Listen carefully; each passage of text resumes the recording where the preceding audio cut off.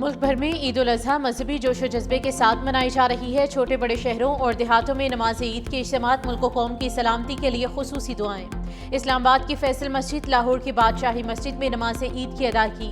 कराची में भी नमाज ईद के रूह परवर इज्तिमात। नमाज के बाद सुन्नत इब्राहिमी की पैरवी में जानवरों की कुर्बानी का सिलसिला जारी।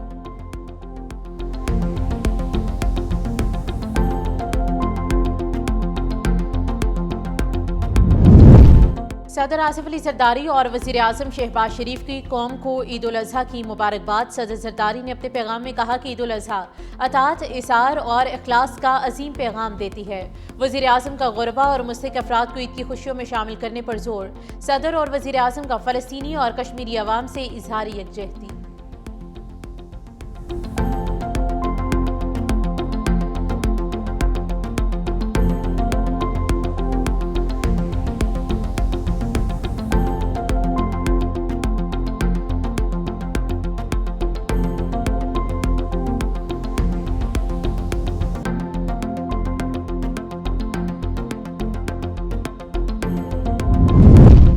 ईद उल अजहा कुर्बानी, ईमान और कौमी यकजहती की अलामत है। ईद उल अजहा के पुरमसरत मौके पर मुसल्लाफाश की क़यादत का खुसूसी पैगाम।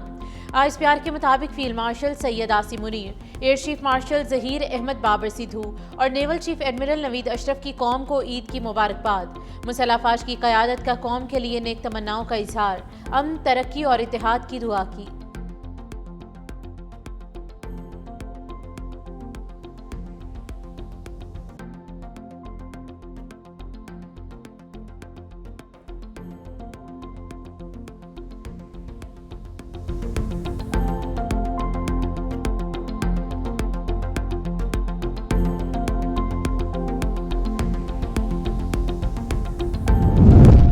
वज़ीर आज़म शहबाज शरीफ और फील्ड मार्शल सैयद आसिम मुनीर ने दानिशमंदाना फैसलों से दुनिया को तबाही से बचाया। पूरी दुनिया पाकिस्तान को अमन के पासदार के तौर पर देख रही है।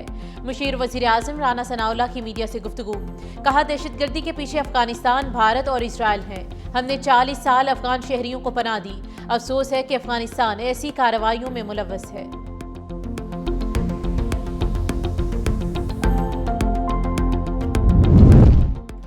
और कराची हमेशा सिंध का हिस्सा था, है और रहेगा। 28वीं तरमीम से मुतालिक गुफ्तगू कयास आराइयां हैं, इस पर हमसे कोई मुशावरत नहीं की गई। सीनियर वज़ीर सिंध शर्जील इनाम मेमन की मीडिया से गुफ्तगू। कहा, वज़ीर आज़म शहबाज शरीफ और फील्ड मार्शल ने आलमी अमन के क़याम के लिए अहम किरदार अदा किया। जो जंग हमारी नहीं, वहाँ भी पाकिस्तान सालिसी का किरदार अदा कर रहा है।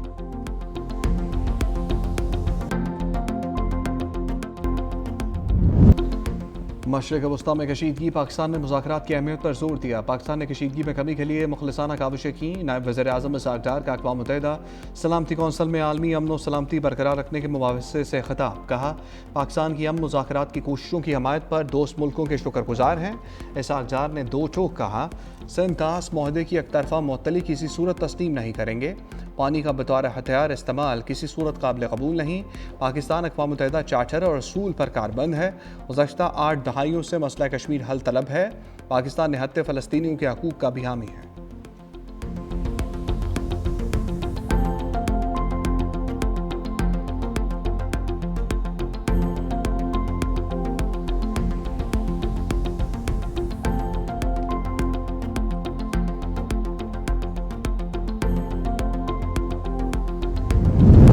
भारत सिंध तास मुआहदे की मुसलसल खिलाफ वर्जी कर रहा है, जिससे खित्ते में आबी मसाइल मजीद संगीन हो सकते हैं।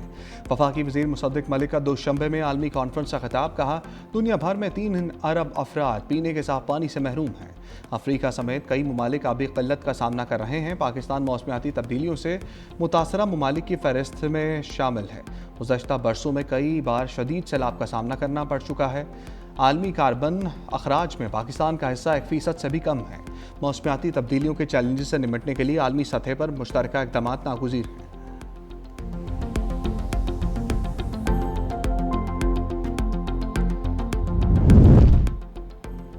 कौमी असम्बली की कायमा कमेटी ख़जाना और महसूलात का इजलास। चेयरमैन सैयद नवीद कमर की बजट तैयारियों और मौशी इस्लाहात पर हुकूमत पर शदीद तनक़ीद। कहा बजट तैयारियों और मौशी इस्लाहात पर हुकूमत की कारकर्दगी तशवीशनाक है।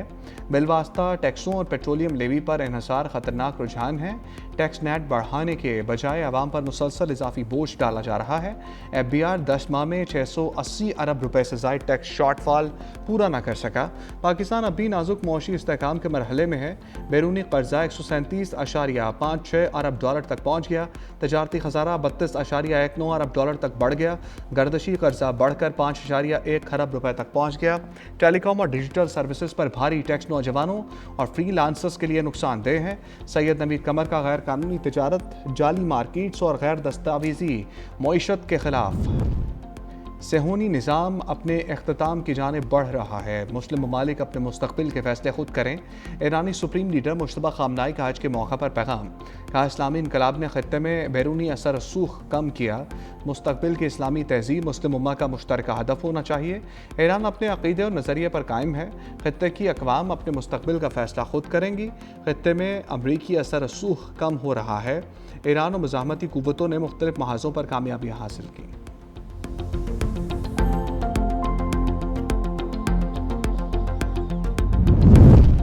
जंग बंदी और मुज़ाकरात के दौरान अमरीका का ईरान पर हमला ड्रोन तनसीबात को निशाना बनाया। अमरीकी मीडिया के मुताबिक फ़िज़ाई हमले जनूबी ईरान में किए गए। बारूदी सुरंगें बिछाने वाली ईरानी कश्तियों को भी निशाना बनाया गया। अमरीकी फ़ौज जंग बंदी के दौरान तामुल का मुज़ाहरा करते हुए अमरीकी मफादात का दिफा करेगी। इससे पहले ईरान के शहर बंदर अब्बास में भी कई धमाकों की आवाज़ें सुनी गईं। ईरानी मीडिया के मुताबिक बंदर अब्बास में सूरत-ए-हाल कंट्रोल में है। तशवीश की कोई बात नहीं है।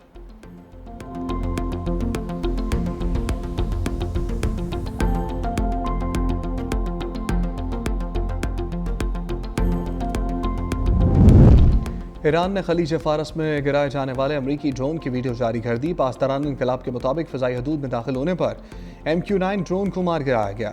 ड्रोन खलीज फ़ारस के पानियों में गिरा। इसके अलावा एक F-35 फाइटर जेट को भी दिफाई निज़ाम ने टारगेट किया, जिसके बाद वो वापस पलटने पर मजबूर हुआ।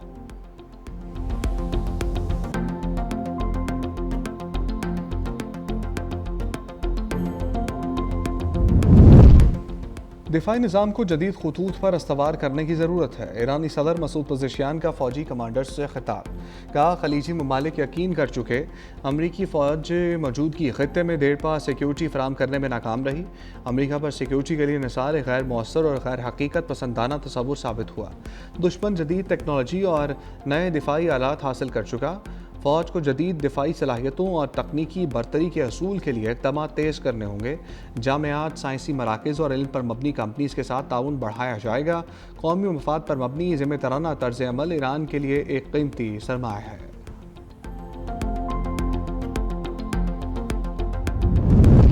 ईरान के साथ मुआहदा अब भी मुमकिन है। इब्तदाई दस्तावेज़ पर बातचीत कर रहे हैं। आज कतर में मुज़ाकरात जारी थे। अमरीकी वज़ीर ख़ारजा मार्को रूबियो का बयान। कहा देखना होगा कोई पेशरफ्त हो सकती है या नहीं। मार्को रूबियो ने दस्तावेज़ के मदद में इस्तेमाल होने वाले अल्फाज और इस्तिलाहात की दुरुस्तगी को देर की वजह करार दे दिया। कहा इस हवाले से चंद दिन मज़ीद लग सकते हैं। सदर मुआहदा चाहते हैं, लेकिन सिर्फ अच्छा मुआहदा ही कबूल किया जाएगा। बेहतर डील होगी या फिर कोई डील नहीं होगी। अब नाए हुर्मुज़ हर सूरत खुली रहेगी।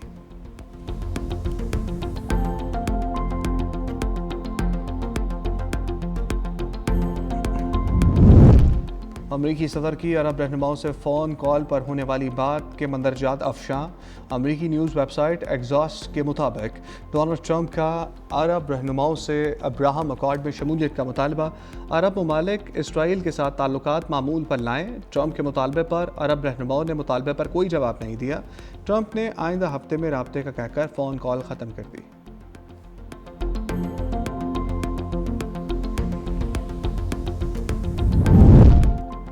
पाकिस्तान के सालसी किरदार की आलमी सतह पर पज़िराई जारी। TRT के मुताबिक अमरीका और ईरान के दरमियान कशीदगी के दौरान पाकिस्तान काबिल एतमाद और मतवाज़न सालिस के तौर पर सामने आया। खामोश, मुनज़्ज़म और मौसर सफारतकारी को तरजीह दी।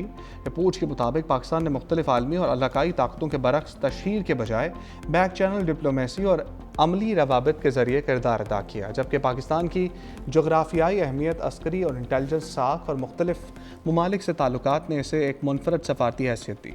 पाकिस्तान अमरीका, चीन, ईरान, खलीजी रियासतों और तुर्की के साथ फ़ाल रवाबित बरकरार रखे हुए है।